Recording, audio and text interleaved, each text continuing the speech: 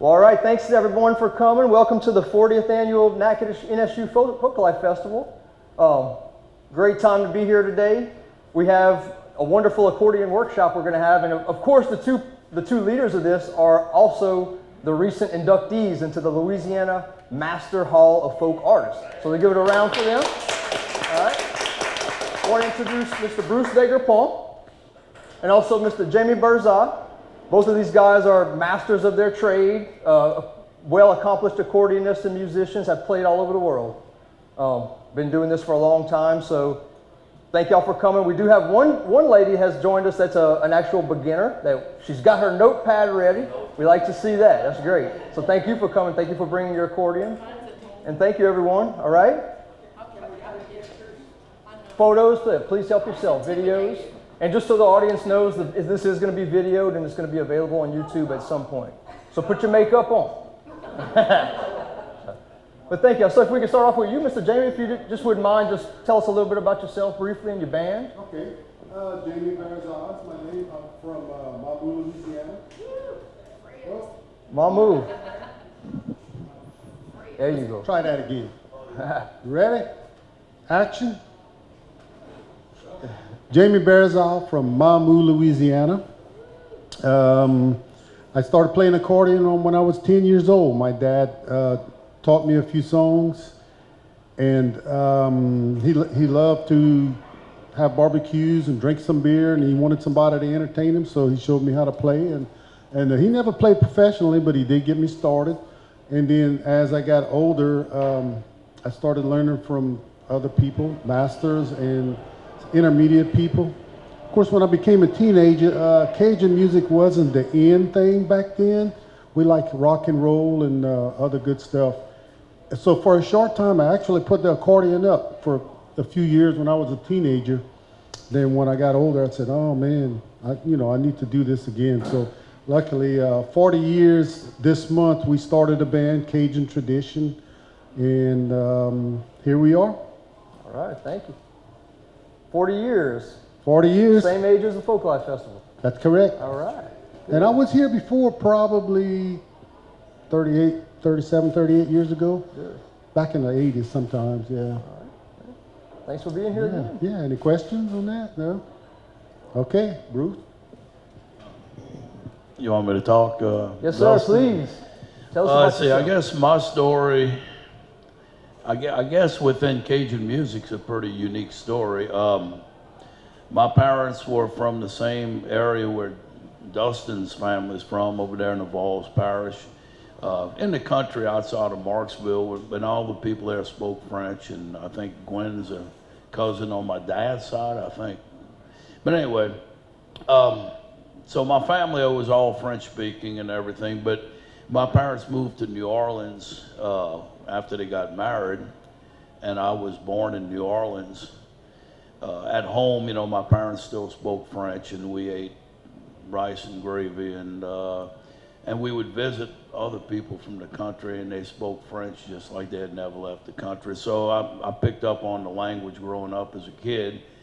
My father played guitar, like Jimmy Rogers songs and Carter Family, and my mother's brothers would sing, and they would play a lot of old country music. And sometimes they'd sing some of the songs in French, but it was more country music. And we would go, when I was a kid, to the South Louisiana Hayride, which was in Ponchatoula, Louisiana in the 60s. And every weekend there were Grand Ole Opry singers. And we'd go every couple of months. We saw George Jones, Tammy Wynette, Lester Flatt, Earl Scruggs, Merle Haggard, Ernest Tubb, all those people. And then I learned, so I started playing guitar at about 5 years old. I guess I skipped that part. Santa Claus brought me a guitar.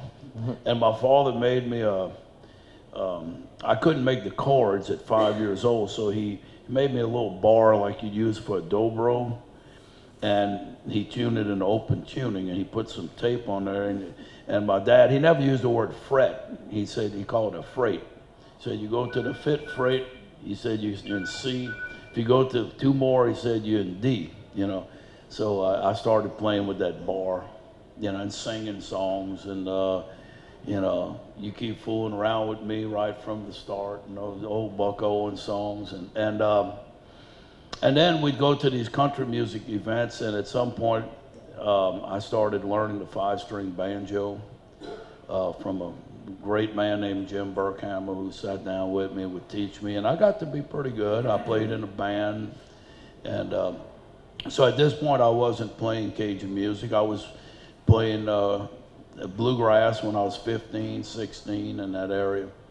And then when I was in college, going to school, by chance I happened to go to the festival in Lafayette, the Festival des Accordions, and who knew it? It changed my life. You know, my whole direction of my life changed at that point. It was a fantastic experience. Of course, I like Cajun music, but at that point, it was the first time I saw people about my age playing Cajun music. The first people I saw when we walked into the festival that particular day was Terry Huval and the Jambalaya Band.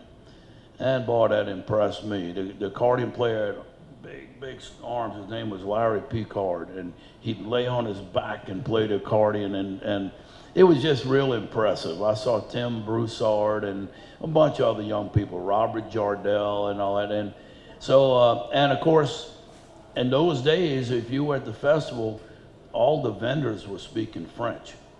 So, I mean, I said, you know, I went up to them and it's one bière, donne-moi une bière. They said, deux piastres at me, and I striking up conversations with all the older Cajun people in lawn chairs, talking French with them. And, you know, I spoke French to a certain level at that point, but I was not as fluent as the older people, but I enjoyed myself. I came home from that experience and I said, I'm a musician, it's my heritage, it's what I want to play. And then it didn't take long. About a year later, I got an accordion, had a band, I called it Bourrée, and been playing about, like Jamie, about 40 years professionally, and you know, and something I always enjoyed was, in addition to playing the music, writing songs, and trying to write them within the guidelines of what is Cajun music. Everybody might have a different opinion, but to me, it's got to be centered around the accordion and the fiddle, and it's got to be basically French. It's got to be in French. At some point, you know, Jambalaya is a country song about Cajuns, not really a Cajun song to speak. So anyway, in my career, I've written and recorded 55 of my own Cajun songs on my albums, and in a sense, try to add something to the music. Of course, people's acceptance of anything new in the music is very slow. You know, it's for the most part, a lot of that is just overlooked. It's not overly valued, you know, within the music. But anyway, I guess that's about enough. Let me pass the microphone back. I think Jamie's ready to talk some more. Yeah. Yeah, he had a speech. He had a speech prepared, I believe.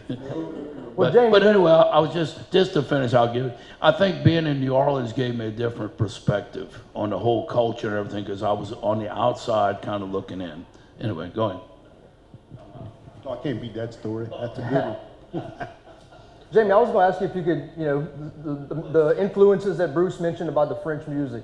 Mamou, such a great place, strong French culture. Maybe if you can speak on your influences with growing up a native French speaker. Yes, of course, my parents spoke French. They spoke French more when they didn't want all the kids to understand what they were saying. They had a lot of that. So I had to learn a lot of it on my own, but I heard them. And eventually understood what they were saying. And growing up in Mamou, there were a lot of legends that came from Mamou. The Beaufort brothers, Dewey Beaufort and the Beaufort brothers, Maurice Berzas, the original Mamou Playboys. Oh, man, there's so many of them in that area. I can't name them all.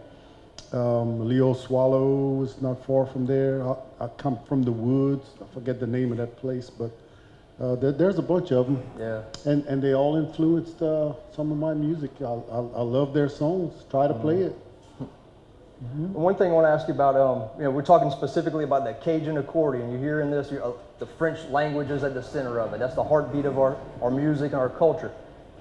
Now, with the specifics and the technicalities of the Cajun accordion, could you speak to that a little bit?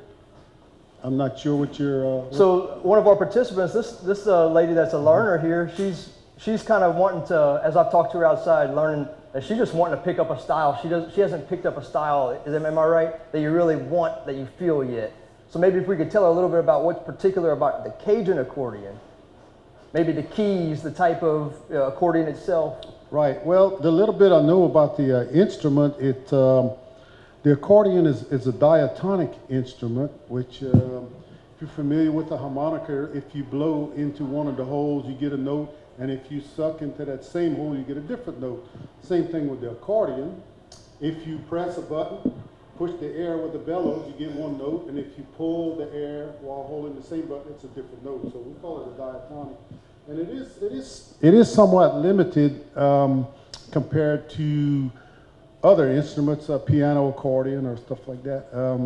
Maybe Bruce could say a little bit more about it. Well, not that I would say anything else more, but maybe you could show how you push and pull or different notes. A lot of times we'll be playing music at a dance, and people out on the dance floor, and they try to imitate you with the accordion, and they're doing this with both arms like that. I'm thinking, well, you can't just push and pull at any time. You have to push and pull at the right time. And also, you really don't move your left. You keep, your left arm is what opens and closes. Your right hand stays pretty steady. So I don't know if you want to show them the different notes with the push and pull, Jamie. That's the push. Now he's pulling. So oh.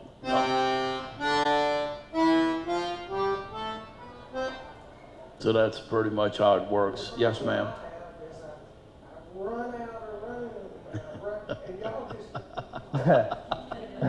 Well, yeah. And then, of course, now here's something we could say, Jamie, we could show them. There are four, you see these four knobs up here, those whatever? There are four sets of reeds in these accordions. Actually, three of them, one of them's the high pitch octaves, then the bass reeds after that, and then two mid-range reeds. I don't know if you want to show them what they sound like. We could kind of show them. So which one you want to do first? Right. Or what we could do, James, if you want to close these two, we'll just show them the high pitch. That's like maybe take the bass one out, and now this is just the small reeds. You see, and you can come all the way to the bottom. You get the smallest reeds. So you hear those? They're smaller. And of course the bigger reeds up top, and they get smaller as you go down. And then this next one, if you show that, then this is going to be the big reeds. That's the bass ones. So, and if you want to hit the top when you show them, that's the big one. So that's a big reed. And then they got two of them in the middle. Is yours a dry tune, Jamie? Yeah. So those would be the same. They would be the same, yeah. So you got 3 octaves of reeds. Yes, ma'am. The bottom, the low octave, the high octave, and the mid-range octave. But that's what to me, that's what makes the instrument, is that we're limited. We don't have all the notes of a chromatic scale, so we have limits. But you got 4 sets of reeds in there, and if I can, I'll try to play with all 4 fingers. Not all the time, but sometimes I do. So if I'm doing that, I got 16 reeds making a very full sound. The bigger accordions, generally, many of them have only 2 reeds per note. And some of the better ones that I've seen, like the Hona Corona 3, they'll have 3 reeds per note. But the Cajun accordion has 4, so it does pack a lot of power. And you were talking about the controlling the air, and yes, I'll go to schools and talk to school children, and I'll tell them, I said, I got a secret button. I never show anybody, but I said, y'all are such a good audience. I'm going to show y'all my secret button. And then I show them, did you see the button, James, right there? that helps you either take more air in or release the air. And of course, and you're doing that the whole time you're playing. But if you really play the instrument, you don't think about it. It's got to be instinct. It's got to be natural.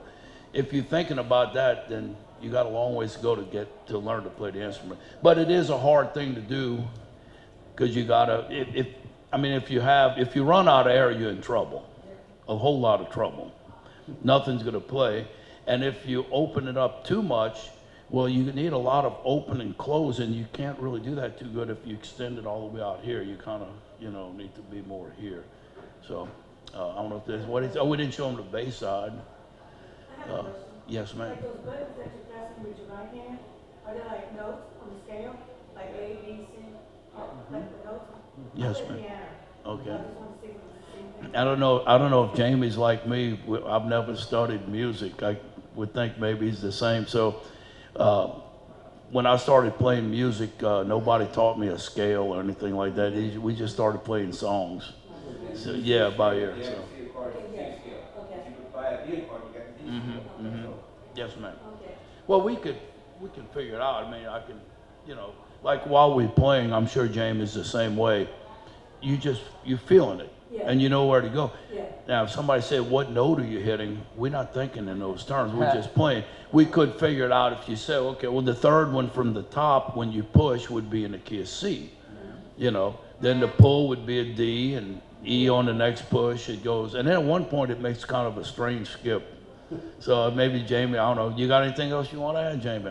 I'm doing all the talking. So. They got it pretty good about the bass chords. Oh, the bass side. A very limited bass.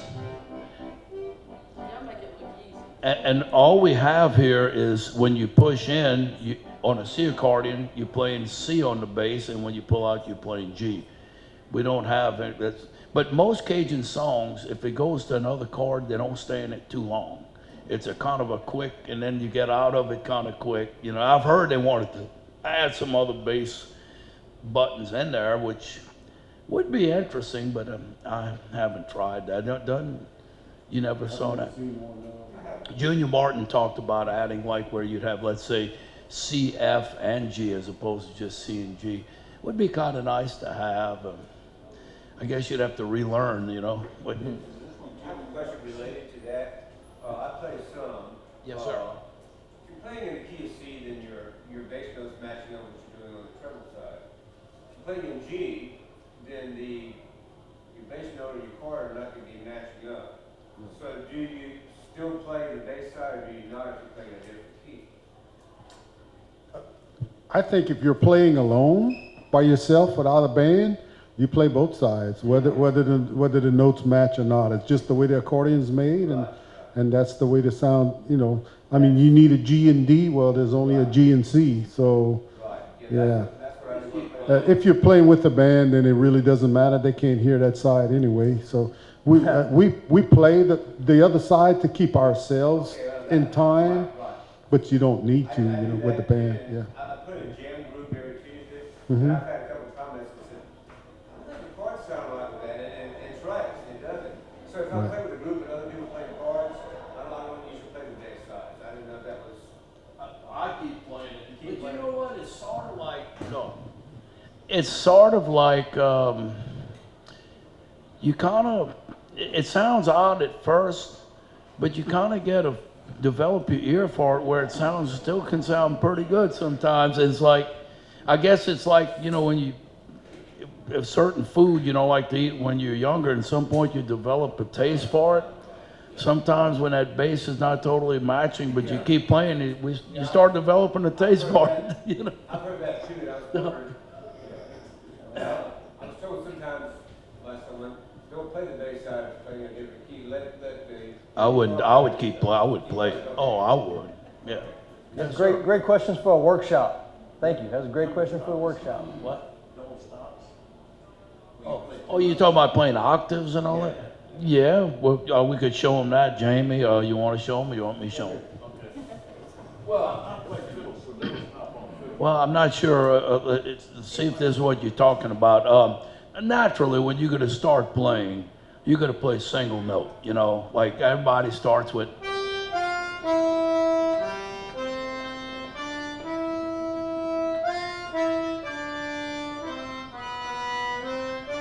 Then octaves would be on the push. It's every fourth button on the push. See, now I'm doing my index finger and my pinky finger with a, and on the pull it's every fifth note. So then you'd play.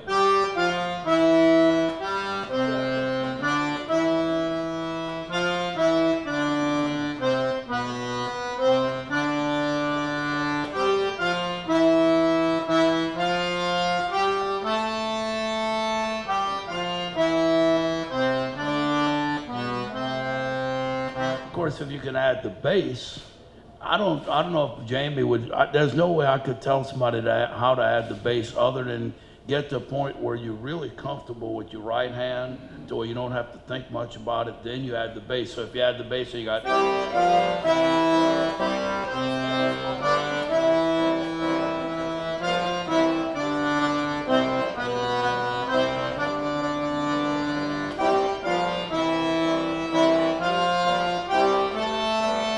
That's not matching.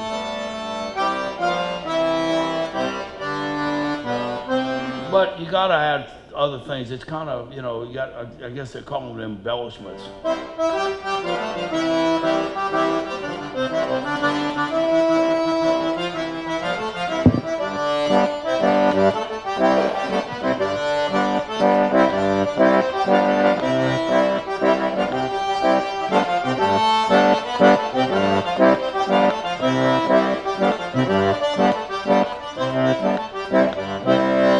To me, if I can hit all four fingers, then you got 16 reeds making that sound, so it gives it a very full sound. So I just kind of developed that on my own. It's not really something that people normally do. People usually play octaves, and I don't know, maybe Jamie's seen, but I was isolated in New Orleans. There was nobody to teach me anything. There was no, obviously like today, YouTube and all that stuff. So it was just me and an accordion. I got the melodies in my head. And I said, let me figure out how to play it, you know. And maybe as a result, I've developed a little different way of playing. I don't know. But to me, if it's just because something's never been done doesn't mean it can't be done and might not be a good thing to do, you know. So to me, the more I can make the instrument sound full, the more I think it's good, you know. So I'd like to capitalize on that statement you just made. Put that melody in your head. If the melody is not in your head, it won't go to your fingers. It won't. And it has to be there, so you need to learn the music. Now, when you start getting older and you want to play a song, if you can't recall the memory, it won't go to your fingers. You have to ask the guitar player, how does it go again, you know? So that... No. I know what the notes are on the accordion. I know how to make a chord on the guitar, but no, we play by ear. We hear the song, and when we press the button, if it doesn't sound right, then we learn what does sound right. So that's how I learn, by ear. Yeah. That's amazing. So is that how you teach? Ma'am? Is that how you teach, or do you teach? I don't teach. I'm not a teacher. Maybe Bruce does.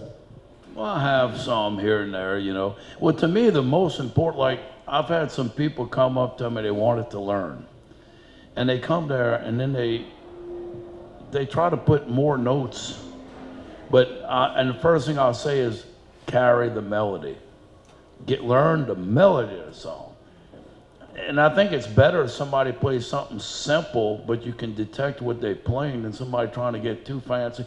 You can get fancier as time goes on, but if your skill level is not up to a certain level and you're trying to play above your skill level, it's better to play something simple. I've always said too, now of course this might be getting a little bit off, but in my mind, songs are very important. I would rather hear mediocre musicians playing great songs than great musicians that can hit 1,000 notes a second and they're not playing good material. You know, it's you know, you gotta have a good song to play.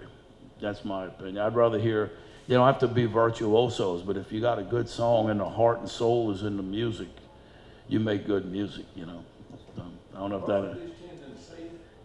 Well, we just, oh yeah, the 2 accordions, yes. Okay, we got C accordions, yes, sir. Yeah. What you need to do is, if you don't have an accordion tuned in the key of C, you need to get rid of that accordion and get you one tuned in. Yeah. Always play in C. No, but it's the most common key, I guess. I don't know about Jamie. Do y'all mostly play in C, Jamie? Very seldom play in C. Oh, what do you know? Just a few songs. Depending on the singers, I play mostly D accordion, and for me, it's the higher pitch is more uplifting. The sound is more uplifting. Now, D accordion, a lot of your songs are very high to sing, so you need a good high singer. I'm not a high singer, but in the D accordion, I pick the low songs. There are a lot of low songs you can sing, and I make the other singers do the high stuff, you know. Now, there are some songs that none of us can reach with the key of D, so we'll grab the C and play a few songs each gig. But when I do it too long, I kind of get bored because I'm used to that high pitch, that brighter, uplifting, yeah. I was thinking you might mention for people who are just starting and don't know much about it. If you learn a song in a key of C or a C accordion and you pick up a D accordion, it's the same. You play the same way. Right. Exactly, just has a different sound. That's correct. Unlike the fiddle, Right. the fiddle you would end up having to change the way you're. Right. Unlike the fiddle, where the fiddle player has to readjust the way they play their left hand if they stay in the same tuning, the accordion you play the same thing. So that makes it easier, much easier on us. And something I always did like about the accordion, I really don't like tuning instruments. And when I started playing accordion, it was really nice. I mean, you got to keep them in tune, but on the gig, you just pick it up and you play. It's not like all this tuning that goes on. You got strings that are breaking, the bridge falls down, and so forth. I played a little fiddle. I never called myself a fiddler, but for a while I was playing some, and sometimes Gina and I were playing 2 fiddles, and we do some standard songs like Chigalo Put Mamu and so forth. And there was some reason I got on this, but now I forgot why. But I just, there's that whole well, with the fiddle, you go to tune the fiddle. Well, Calvin makes the fiddles and all, and then pegs slip. Boy, that is an aggravating thing. It's like you got to tune it, all of a sudden, whoop, so it's a frustrating thing. Whereas the accordion, you don't deal with all that. So. Do you not play like in G? Well, yeah, on this accordion you can play in G. Well, but I've got a C and a G. Oh, you have a G accordion. Okay, that's got big reeds probably.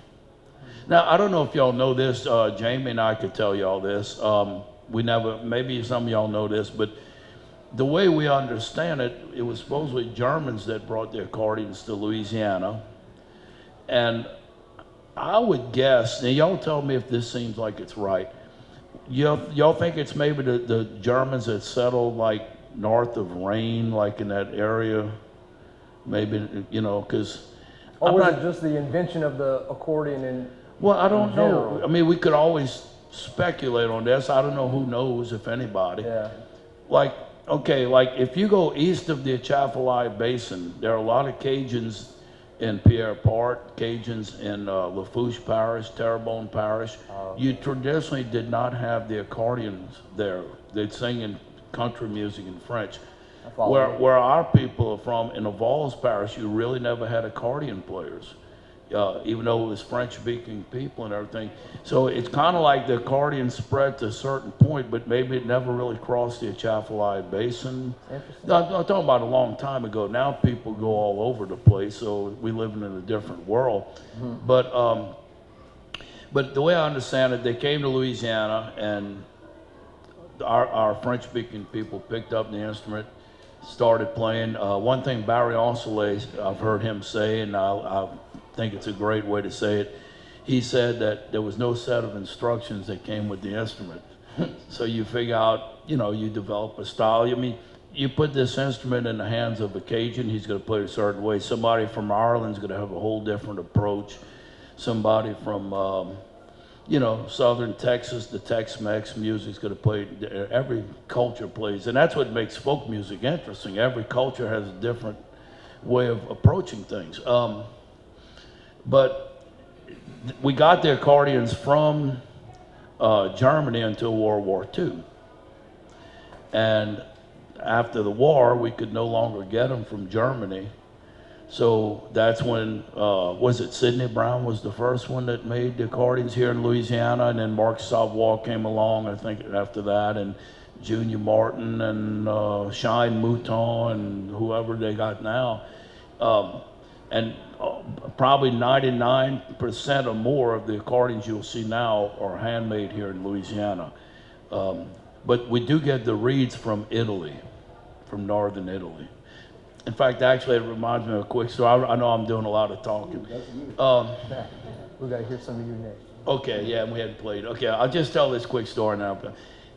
In the early 80s, 1981, I had just gone to play in Quebec City for a big festival, the Festival d'été. It was my first time leaving the United States to play music. And I had come back, and I was sitting with a friend that spoke French, and we were in the gumbo shop in the French Quarter in New Orleans, and we were speaking French, and I heard people sitting right next to me speaking French. They were from France. Well, we got talking with them. Next thing you know, I invited them to come to my mother and father's house, and we cooked for them, and we sent them up to the country. They visited our relatives, and they had spent about a month here in Louisiana. They were from around Mâcon, France. And one of the things that he wanted when he was coming to Louisiana, they were folk musicians, and he played the accordion. And he wanted to get more of a Cajun sound for his accordion, because his accordion sounded more of the European sound, different reeds apparently or whatever, and he wanted the Cajun sound. So while he was in Louisiana, that was one of his big goals to come to Louisiana, get the Cajun sound for his accordion. And the funniest part was that the reeds that we put in our accordions are made in northern Italy, which is probably about a 2-hour voyage of a trip from where he lived in Mâcon, France, and he come all the way to Louisiana to get those reeds. So anyway, That's funny. let me pass the microphone off. That's a good one. Yeah, that was a good one. No, Jamie, just would like to ask for a sample of your music and maybe talk about it a little bit. About the A little what? after. Just a sample of some sure. music. I can hold that for you. Okay. So, I guess here's one we call one of the Cajun national anthem, "The Back Door," and I'll just play it kind of simple. Great.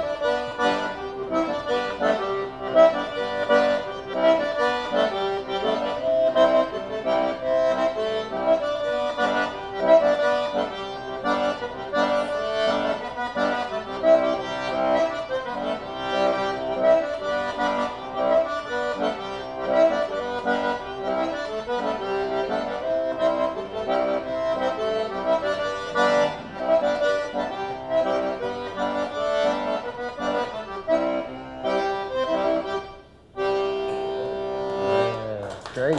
Sounds great. This is D.L. Menard. I'm sure you know, wrote this song, and I think they didn't want him to put it on the. I think they didn't want him to put it on the recording at first. Nobody liked it in the band, but it made a hit. It's a classic. Didn't he base that on a Hank Williams song, The Melody? I'm not sure. I Could heard he be. did. He based it on a. Could be. He did. He does like a lot of, and he did sing a lot of Hank Williams. Yes. Always So. have the Cajun Hank Williams. Yes, that's correct. But I had heard that he based, I can't remember which one it was. Mm-hmm. It's loosely based on Hank Williams. D.L. Menard wrote a lot of good songs. Yeah. I like the, Can we play another one? That'd be great. What can we play? How about Bayou Pom Pom?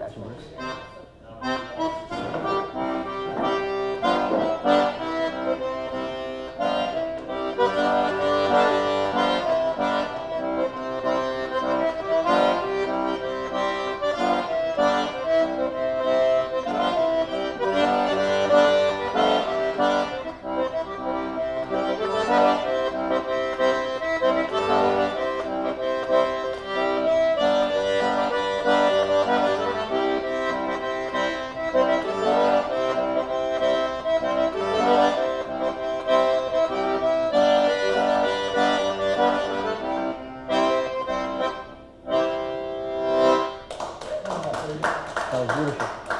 That was great. Give me that microphone. No, actually, I'm going to give it back to Jamie. But when I got my first accordion, we went to a man named John Berzas' house. He lived in the city of Lafayette, and I guess he was born. Did you know John Berzas? I would guess he was close to the age of my grandparents, probably born very early 1900s. And we'd go to him and his wife's house, and I went with my mother and father. I was in college, and we went in there and come back with an accordion. And I was so excited to have an accordion. We were driving back to New Orleans, and I was on the back seat. And I had that accordion out, and I was trying to play on the ride home. And the first tune that came to my mind was by You Pom Pom. And by the end of the ride, I had kind of figured the basic melody notes. So I was playing on the back seat from Lafayette to New Orleans. So that's all I was going to say. Go ahead, Jamie. That's a good way to learn it. Yeah. I'm curious if any of our participants, any of the aspiring accordion students, you have any more questions, anything you'd like to ask? You said about you had to make sure it was in tune. Say it again. One of the times you said it had to be tuned. Oh, your accordions? Well, I know you know it's not a tunable instrument. Well, you have to file the reeds to tune it, but what I like about it is that you don't tune them on the job or the gig. It's just now if it gets out of tune, it sounds bad. You gotta you gotta keep them up. But then if we're playing a lot of music, we put a lot more wear and tear on the instrument. If you're just sitting at home playing and it's just quiet, you're not putting a lot of wear and tear on your instrument as we are playing in loud volumes for a lot of people. A lot of my father used to my father loved music, and my parents did too, all my family.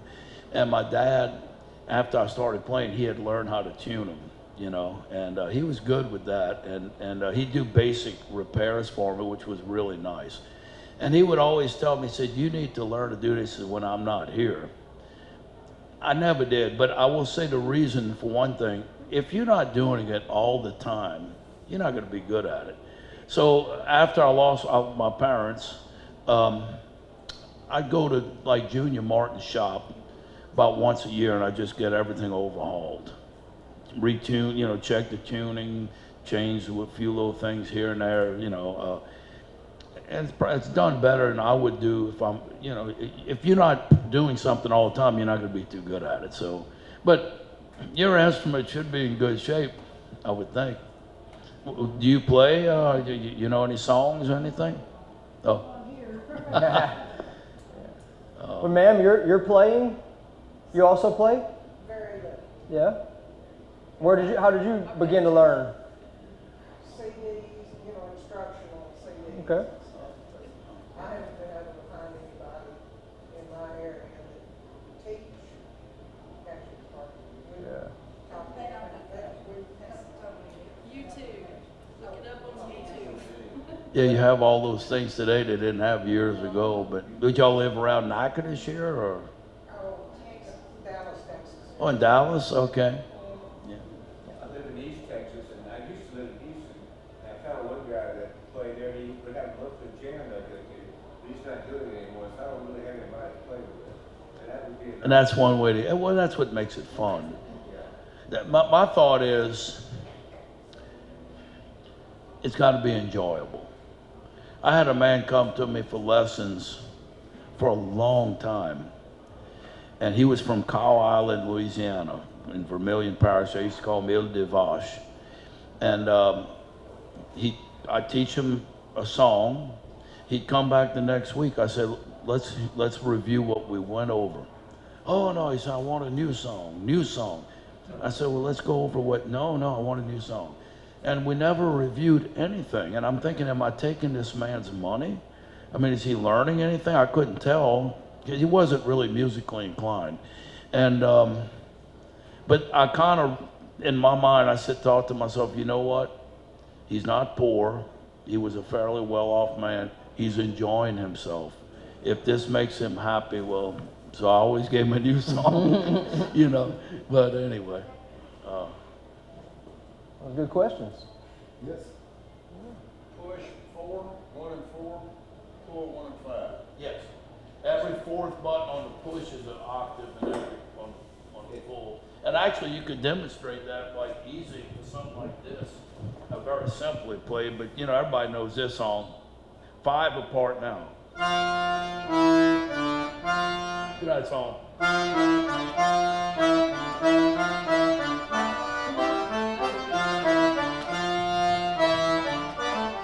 I mean, that's kind of, you know, 5, 4, 5. So if you're pulling its octaves of 5 and push on the 4. So, you know. That would be something that would come to you automatically after you learn. Oh God, you don't think about it. You just. Trace notes that you were throwing in there. Yeah, I don't know. I mean, you can try. We like the slur notes, like. That's the case.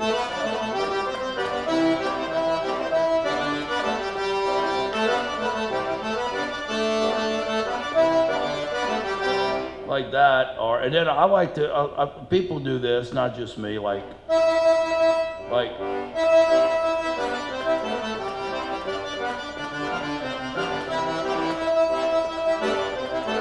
this. Yeah. You know, where you kind of hit something.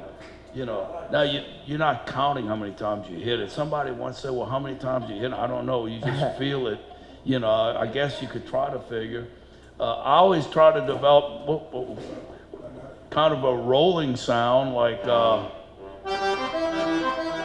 Now I don't know if it's just something I developed. Maybe because I picked a 5-string banjo and I was used to using those 3 fingers. When I wrote the Marksville 2-step, and you know, I got a lot of that in there.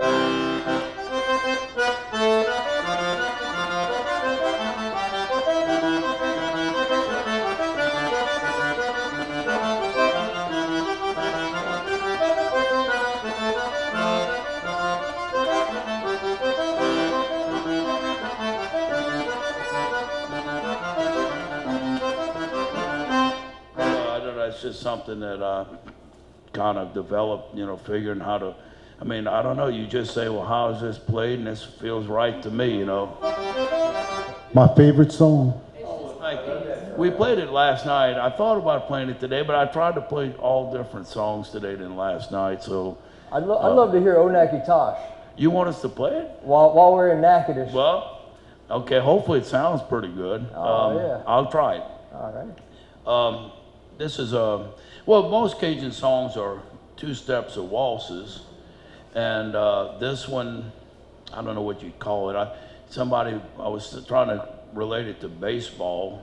It'd be like an off-speed pitch, I guess you'd say. But, you know, it's not really, but it's a beautiful melody.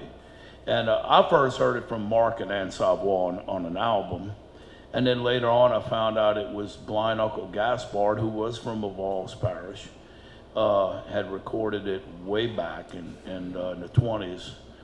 And it's a beautiful melody, and it's a song basically about the guy has a girl he's in love with here in Natchitoches. Natchitoches is the way we say Natchitoches in French. And he goes to see her, and she's very sick in bed, and she passes away. So it's very, you know, so let's see. And there's many ways to play this song, but.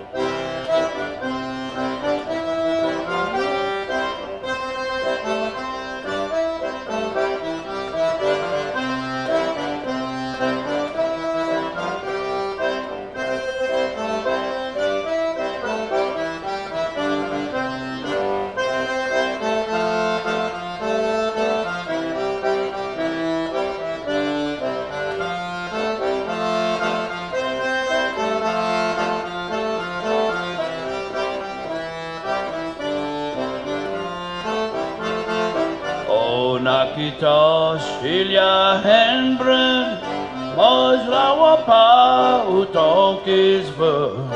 Oh Natchitoches, il y a un brun, moi je la vois pas autant qu'il se veut. Par un beau dimanche, je me mets à aller la voir. Je l'ai l'ai trouvé dans l'Himalaya. Par les beaux dimanches, me mis à aller la voir. Je l'ai trouvé dans l'Himalaya. Endormez-vous, sommeillez-vous, et tous nos amours ils vont parler. Endormez-vous, sommeillez-vous, et tous nos amours ils vont parler. Si vous avez un habit à prendre, prends-la dans couleur des sangs. Si vous avez un habit à prendre, prends-la dans couleur des sangs.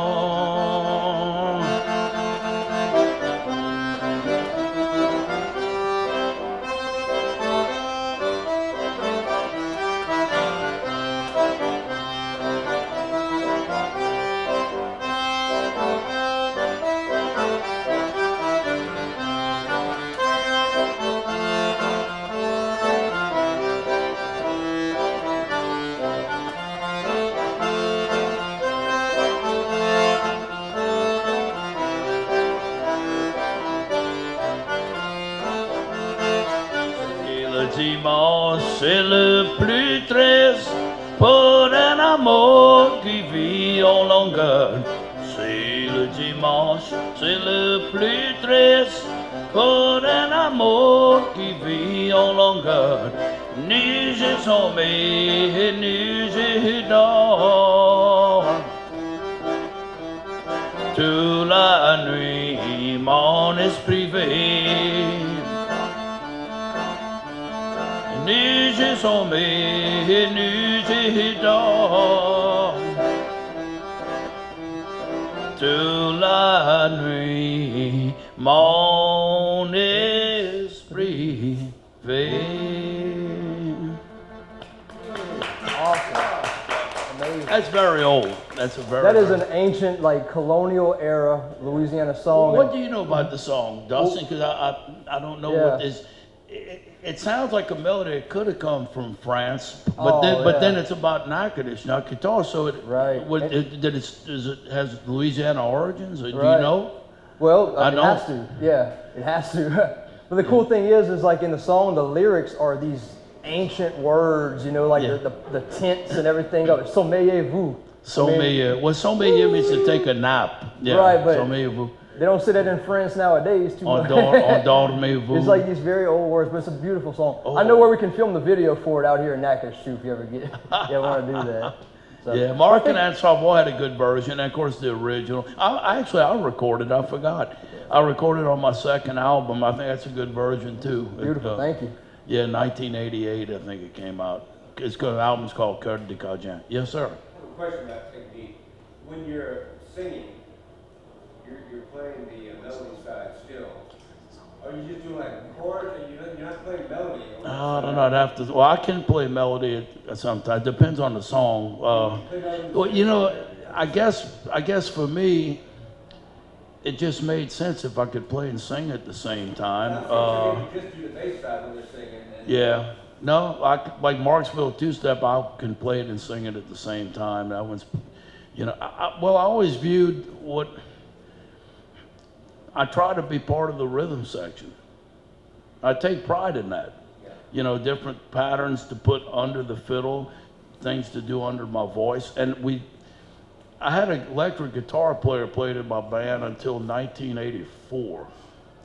And he quit playing. So I thought I had to replace him, so I had people come try out to be in the band. Some of them were really good players. One guy was Rod Hodges, who from the Iguanas. This is long before they had a band called the Iguanas. Rod Hodges came to my house and some good players. But I started playing without it. It was just accordion, fiddle, bass, and drums. And I liked the sparseness and how I could hear the voice very clear. You know, I remember getting on stage with just sitting in with bands and you know, you stretch out from here to here, and they got 6, 7, 8 people on stage, rub boards and everything. And I could see that guy there was taking some kind of lead, and I'm supposed to come when he's finished, but I couldn't hear him. Yeah, I see his fingers moving. I don't enjoy playing music when you can't hear everything and it's not clear. Sometimes there's just so much going on. So I kind of developed a taste for a simple, sparse sound. But when the guy quit, I never replaced him. And so I played with a small configuration since 1984, which means you got to have your fiddle player's got to have a strong rhythm, because you're not having that rhythm guitar. And I try to play all the time. I try to consider myself part of the rhythm section too, not just playing leads. So, and I enjoy that. It's kind of, I guess it's like a swimmer treading water all the time or something. You know, you play a lot more, but I'm there to play music. I fully agree with you. The fewer people, sparseness of it. Yeah, I think it's pretty loud, pretty, yeah, and you can't hear yourself. I played in big bands and small bands, and there's 3 of us now. Yeah, And we get along great. And it's all, there's a clarity of it, I like clarity. and we can't play off one another. And I guess something Jamie and I would have in common is that, of course, I don't sound like the old guys from years ago. I've never tried to duplicate somebody, but I think something that we definitely have in common is that is to keep it within the guidelines of what's basically kind of traditional. You know, to me, it would be very easy to add electric guitars and rock guitars and keyboards and all kind of stuff. And at some point, though, are you still playing Cajun music? I don't know, you know. But anyway, Jamie, I'm doing all the talking. We got about 5 minutes. So if Jamie, if you wouldn't mind, if we'd love to hear something from you too. Okay. And then maybe if y'all wouldn't mind after that, we can take a couple questions and then say tout fini. All right, here's a good song by the late Dewey Balfour called When I Was Poor.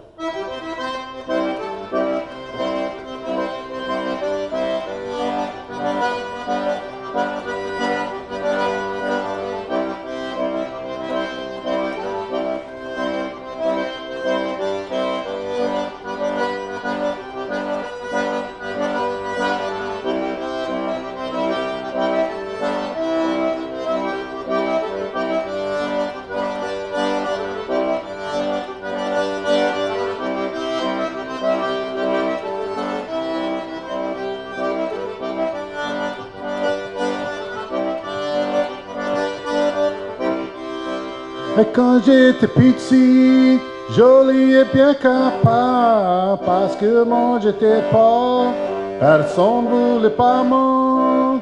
Et là j'ai eu la chance, et moi j'ai fait de l'argent, n'importe où je vais aller, ça va me tout cotiser.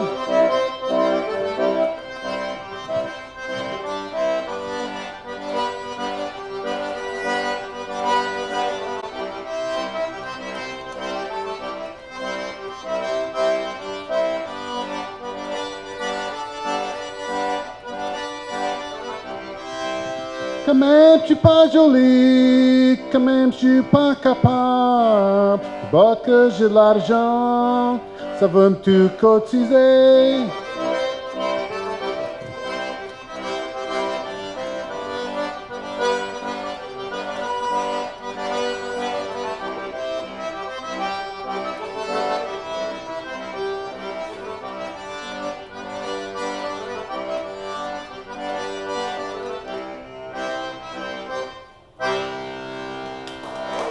Thank you, Jamie. That is one of the songs that the bass matches. You pushing, you're on the right chord, and you pulling, you're on the right bass chord. It works sometimes. Oh yeah, right. Well, at one point, I had a friend in Denmark asked me to record an album. I don't know if Jamie ever heard it or Dustin. It's Only Me with the Accordion. I don't know. Have y'all ever heard that? You've heard it, yeah. It was my friend's idea. I would have never thought to do it, and he said, I'd like to record you. I knew he wanted something acoustic, but, you know, so I said, well, you want a fiddle? No. Guitar? No, nothing. So, no. T5 or whatever. Nope. just you by yourself. And I thought about it for about 30 seconds. I said, man, what a challenge. I said, I'd like to do it. So about 6 months later, he flew me to Denmark for me to record this album. He was running a record company over there. And I cut 21 songs in 3 days. And when I got there, I found out that the man who owned the recording studio, he was the sound engineer for the project. His name was Flemming Rasmussen. And was that the same name as Shane? Yeah, it might be Shane's. Well, I don't know if you ever heard of him, but this Flemming Rasmussen, they said, well, he's famous. He was a producer for the heavy metal band Metallica. Wow. And so my recording session was me sitting in a room by myself, a microphone for this side of the accordion, a microphone for the bass side, and one for me to sing in. I cut it all live. I did 7 songs a day. And my friend and Flemming Rasmussen in the control booth. And so anyway, I don't know why I brought this up. It had something to do with what we're talking about. Difficulty about singing and playing at the same time. Well, yeah, that and but anyway, that was very interesting to record it. The album, I was going to only do old songs. I said, well, just do it that way. And then before I went, because I knew about it about 6 months ahead of time, a couple months before, I started writing some new songs. So I put 8 new songs on that particular album, and one of the songs was called Omit la Vie. Yeah. And so that's what I named the recording, Omit la Vie, which means never in life, because I never thought I would have made an album totally by myself. You know, it was just something that, but there was some reason, but anyway. Yeah. Gentlemen, thank y'all. Appreciate y'all. What's that? Do you have a CD? Yes, at the country store. Hope to sell a few. It'd be nice.